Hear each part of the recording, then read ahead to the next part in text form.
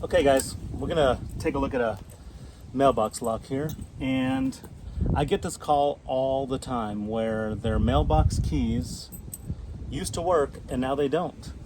And that's just really not possible. So the only explanation is a place like where I'm at right now, here in Colorado, it's really, really dry, so your locks will dry out if they're not properly lubricated.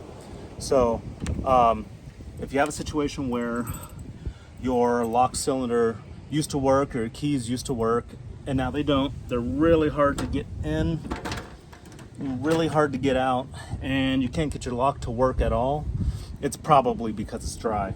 So I'm going to show you guys how to fix that. Before you call a locksmith and spend hundreds of dollars, try this instead. Use a silicone lubricant like this. I like to use the ones with the little spray hose here, makes it really easy.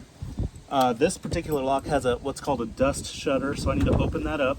I'm just using the key. You can use a little nail or a whatever to open that dust shutter if yours has one. Spray a good little amount of lube in there, little silicone.